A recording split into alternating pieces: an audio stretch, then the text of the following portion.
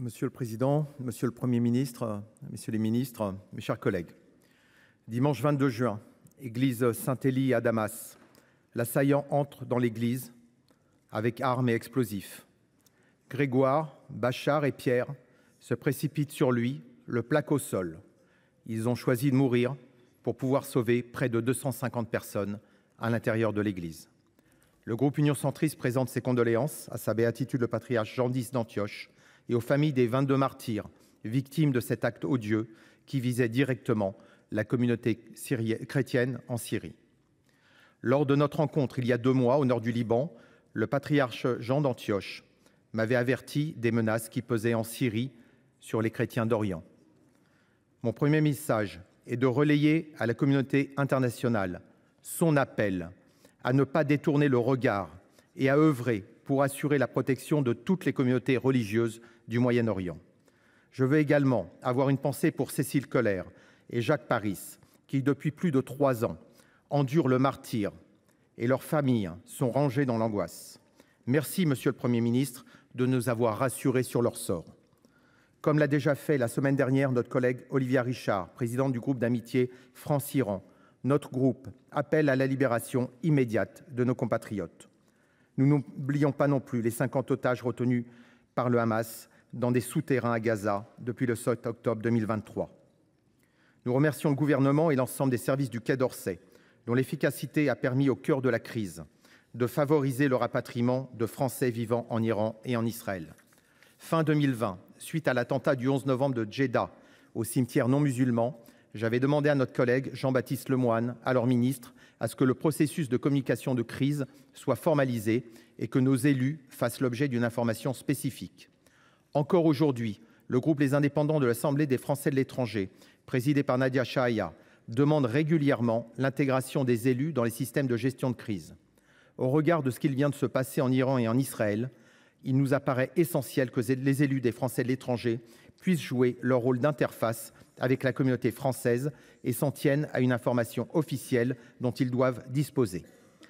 Depuis la création de la République islamique d'Iran, le régime des mollahs appelle à la destruction de l'État israélien et menace ouvertement les monarchies du Golfe qui, aujourd'hui encore, pour certaines d'entre elles, dénoncent des ingérences de Téhéran. Comme vous l'avez dit, Monsieur le Premier ministre, la France a été parmi les premiers pays à reconnaître l'État d'Israël et a toujours manifesté sa solidarité lorsque l'État hébreu a été attaqué. Les massacres de masse opérés par le Hamas le 7 octobre ont été monstrueux et ont entraîné une réponse justifiée d'Israël pour neutraliser cette organisation terroriste. Nous voulons rappeler avec force le nombre de 42 victimes françaises dans cette attaque, qui place la France au premier rang en termes de victimes étrangères. Mais nous l'avions dit, rien ne serait pire que de vouloir confondre le Hamas avec la cause palestinienne et sa légitime revendication à disposer d'un État autonome. La population palestinienne se retrouve l'otage de cette organisation terroriste soutenue par l'Iran. Le Hamas n'est pas le seul proxy de l'Iran. Suite à l'attaque du 7 octobre, le Hezbollah depuis le Liban et les Houthis depuis le Yémen s'en sont également pris à l'État hébreu. Comme il l'a fait avec les pagers trafiqués pour éliminer les membres du Hezbollah au Liban, Israël a choisi l'effet de surprise pour bombarder les infrastructures nucléaires iraniennes. Dans la nuit du 21 au 22 juin, le président Trump a mis en œuvre l'opération Midnight Hammer pour neutraliser ces infrastructures qui s'avèrent constituer l'un des plus grands dangers pour la sécurité d'Israël et du Moyen-Orient. Déjà quelques semaines plus tôt, les Américains avaient frappé à plusieurs reprises les Houthis au Yémen. À l'issue de ces frappes, le régime iranien apparaît affaibli et isolé.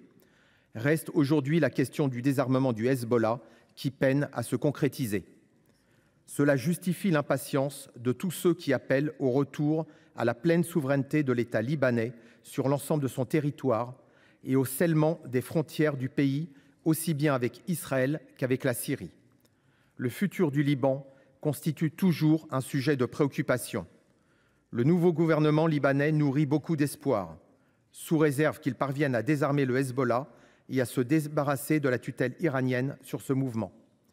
Le Hezbollah, tout comme les gardiens de la révolution, bénéficie des ressources financières du trafic de Captagon, Cette drogue qui contribuait à près de 90% du PIB de la Syrie à la chute du président Assad. Lundi dernier encore, les douanes libanaises ont annoncé la saisie de 866 kilos de Captagon à la suite d'une opération coordonnée avec les autorités saoudiennes. L'envoyé spécial américain pour la Syrie, Thomas Barak, aurait fixé le 7 juillet comme ultimatum aux autorités libanaises pour prendre une position claire sur la question du monopole des armes. L'État, à travers l'armée libanaise, doit être l'unique détenteur de la force armée. En cas de tergiversation, le Liban pourrait être laissé seul face à l'escalade. Ne pensez-vous pas, Monsieur le Premier ministre, dans ce cas, qu'Israël pourrait reprendre alors les hostilités contre le Hezbollah et la communauté internationale durcir les sanctions? L'explosion du port de Beyrouth a été la plus grande explosion non nucléaire de l'histoire. On a déploré plus de 200 décès, dont 3 Français, des milliers de blessés et des centaines de milliers de personnes déplacées. En retrouvant les familles des victimes à Beyrouth le 27 avril dernier, je leur ai remis votre lettre, Monsieur le ministre de l'Europe et des Affaires étrangères, témoignage de votre indéfectible soutien à leur démarche pour obtenir justice. Votre geste les a profondément réconfortés. Le juge d'instruction Tarek Bitar a repris l'enquête. Le ministre de la Justice libanais, Adel Nassar, a entrepris plusieurs réformes pour restaurer la confiance dans le système judiciaire du pays. Mais je veux revenir sur le sujet car il y a urgence concernant le port de Beyrouth. En effet, une manœuvre est en cours pour détruire les silos qui représentent le seul vestige tangible de la catastrophe du 4 août. Ces silos sont un symbole de mémoire collective pour les victimes et pour tout le peuple libanais. Les faire disparaître serait une insulte à leur souffrance. Ils en appellent à notre soutien pour intercéder auprès de leur gouvernement afin d'empêcher cette décision. Tout aussi innocentes que les victimes du port de Beyrouth, plus de 50 000 vies perdues à Gaza, dont 17 000 enfants tués, constituent une véritable honte pour l'humanité. Le blocage de l'aide humanitaire a transformé Gaza en lieu de mort, avez-vous dit, Monsieur le ministre de l'Europe et des Affaires étrangères. Nous partageons votre colère face aux centaines de personnes tuées sur les sites de distribution de nourriture. Aujourd'hui encore, la France a condamné une frappe israélienne qui a causé la mort de 2 employés d'une ONG le 26 juin dernier. La protection des civils et des travailleurs humanitaires doit être garantie en toutes circonstances, conformément au droit international humanitaire. Nous soutenons l'appel du gouvernement à un cessez-le-feu immédiat à Gaza, à la libération des otages, à l'acheminement sans entrave de l'aide humanitaire et à une solution politique fondée sur 2 États, accompagnée des garanties sécuritaires tant pour Israël que la Palestine. Lors de mon déplacement dans le Golfe en avril dernier, dans le cadre du groupe d'amitié France-Pays du Golfe, j'ai eu l'occasion de rencontrer le Premier ministre et ministre des Affaires étrangères du Qatar, de nombreux ministres des Affaires étrangères du Golfe, dont votre homologue du Koweït en votre présence. Tous fondaient leur espoir sur le plan qui devait être présenté à l'ONU le 18 juin par le prince héritier d'Arabie Saoudite Mohammed Ben Salman et le président de la République. Cela apparaissait à tous comme la seule solution sérieuse susceptible de ramener la paix au Moyen-Orient. La conférence a été reportée suite aux frappes d'Israël sur l'Iran.